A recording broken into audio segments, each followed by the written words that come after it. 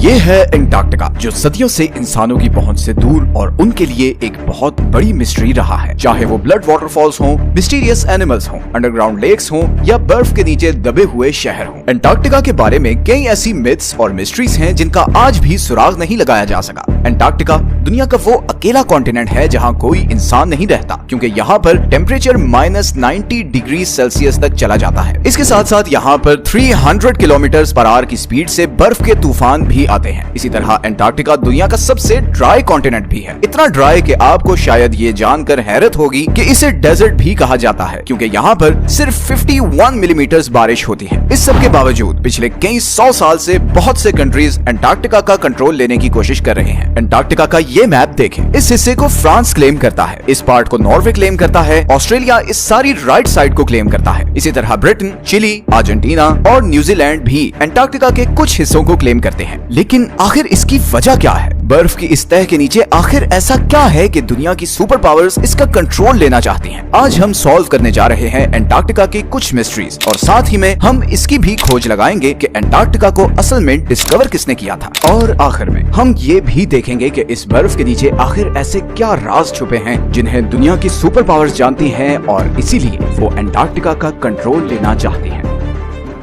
Antarctica किसने discover किया? Depends on who you are asking. Britishers कहते हैं कि अंटार्कटिका उन्होंने डिस्कवर किया था, जबकि रशियंस कहते हैं कि सबसे पहले उन्होंने यहाँ कदम रखा था। लेकिन अंटार्कटिका का जिक्र आज से कई हजार साल पहले ग्रीक फिलोसोफर एरिस्टोटल ने किया था, जब उसने कहा कि जमीन गोल है और नॉर्थ और साउथ पोल एक दूसरे के मिरर इमेजेस हैं। 2021 में रॉयल सोसाइटी ऑफ न्यूजीलैंड की एक स्टडी पब्लिश हुई, जिसमें ये कहा गया कि इधर ऑस्ट्रेलिया के पास पॉलिनेशियन आइलैंड्स पर रहने वाले माओरी लोग शायद पहले इंसान थे जो 7वीं सदी में अंटार्कटिका पहुंचे थे, क्योंकि उनकी पुरानी कहानियों में एक ऐसे बर्फीले कॉन्टिनेंट का जिक्र मिलता है जो जमीन की सदर्न साइड पर है। खैर, रिकॉर्डेड हिस्ट्री में ब्रिटिश ऑफिसर जेम्स कुक वो पहला यूरोपियन था जो अंटार्कटिक सर्कल क्रॉस करके इधर अंटार्कटिका के पास पहुंचा, लेकिन वो अभी अंटार्कटिका से 130 किलोमीटर दूर ही था कि उसने अपनी शिप वापस मोड़ ली, क्योंकि उसे अंटार्कटिका तो नजर नहीं आया, मगर पानी में तैरते हुए आइसबर्ग्स जरूर नजर आए, और समुद्र के तेवर ऐसे थे कि शिप को आगे लेकर जाना बहुत खतरनाक था। इसीलिए जेम्स कुक ने कहा था कि इस सदर्न कॉन्टिनेंट तक पहुंचना इतना खतरनाक है कि शायद ही कभी कोई इंसान यहाँ तक आए। कैप्टन कुक के बाद और भी बहुत से लोगों ने अंटार्कटिका डिस्कवर करने की कोशिश की, मगर वो कामयाब नहीं हो सके। फिर 19वीं सदी के आते ही इकोनॉमिक डोमिनेंस के लिए कंट्रीज के बीच एक कंपटीशन शुरू हो गया। दुनिया अब एक न्यू वर्ल्ड ऑर्डर की तरफ बढ़ रही थी। रिसोर्सेज और नए ट्रेड रूट्स डिस्कवर हो रहे थे, इंडस्ट्रीज लग रही थी। हर कंट्री आने वाली नई सदी में सुपर पावर बनना चाहता था, और इसीलिए एक्सप्लोरेशंस उरूज पर थी। ऐसे में 1819 में रशियन एम्पायर ने रशियन एक्सप्लोरर फेबियन वॉन बेलिंग्सहाउसन को ये टास्क दिया कि वो पूरी दुनिया के गिर्द चक्कर लगाए और नई कंट्रीज और कॉन्टिनेंट्स डिस्कवर करे। 1820 में फेबियन ने कैप्टन कुक की प्रेडिक्शन गलत साबित की और यहाँ सदर्न ओशन में पहुंचकर अंटार्कटिका को बहुत करीब से देखा। गो कि उसने अंटार्कटिका पर कदम नहीं रखा था, मगर उसे मॉडर्न हिस्ट्री का वो पहला इंसान कहा जाता है जिसने अंटार्कटिका को देखा था। फिर 1900 से 1920s के बीच बहुत से एक्सप्लोरर्स ने अंटार्कटिका का रुख किया। British explorer Robert Falcon Scott 1911 में अपनी टीम के साथ अंटार्कटिका पर उतरा और तकरीबन 400 माइल्स तक आगे गया, मगर फिर खराब मौसम और भूख की वजह से उसे वापस पलटना पड़ा। लेकिन वापसी का ये सफर बहुत ही भयानक साबित हुआ। स्कॉट और उसकी टीम सख्त सर्दी और बर्फानी तूफान में फंस गए और इन सब की मौत हो गई। फिर वर्ल्ड वॉर 1 के बाद बहुत सी कंट्रीज ने यहाँ अपनी टीम्स भेजी और इस कॉन्टिनेंट को क्लेम करने की कोशिश की। 1939 में हिटलर के कहने पर जर्मन एयरफोर्स ने यहाँ नाजी फ्लैग्स भी गिराए ताकि इस एरिया को नाजी जर्मनी के कंट्रोल में दिखा सके। वर्ल्ड वॉर 2 के बाद बहुत सी कंट्रीज ने यहाँ अपने रिसर्च स्टेशन सेटअप किए और यहीं से फिर अंटार्कटिका के बारे में मिस्टीरियस डिस्कवरीज होना शुरू हुई। सबसे पहली और बड़ी मिस्टीरियस डिस्कवरी ये है कि किसी जमाने में अंटार्कटिका पर बर्फ नहीं बल्कि घने जंगल थे। इंपीरियल कॉलेज ऑफ लंदन के साइंटिस्ट्स के मुताबिक उन्हें यहाँ फॉसिलाइज्ड वुड मिली, जिससे पता चलता है कि करीबन 90 मिलियन ईयर्स पहले अंटार्कटिका एक गर्म कॉन्टिनेंट था जहाँ पर घने जंगल होते थे। इसके अलावा उन्हें यहाँ कुछ ऐसे इंसेक्ट्स के फॉसिल्स भी मिले जो सिर्फ गर्म इलाकों में होते हैं। अंटार्कटिका के बारे में दूसरी बड़ी और मिस्टीरियस डिस्कवरी ये थी कि इस 3 किलोमीटर की बर्फ के नीचे 400 लेक्स हैं जिनका अपना ही इकोसिस्टम है। वहाँ पर ऐसे समुद्री जानवर हैं जो पूरी दुनिया में कहीं नहीं होते, जैसे ये बड़े बड़े स्पाइडर्स और सी थ्रू जेलीफिश। ये बर्फ के नीचे एक अलग ही दुनिया है। इसी तरह अंटार्कटिका पर एक और चीज जिसने बहुत से एक्सप्लोरर्स को बहुत सालों तक पजल किए रखा वो ये खूनी चश्मे हैं। मैकमर्डो की वैली में ये वाटरफॉल ऐसे है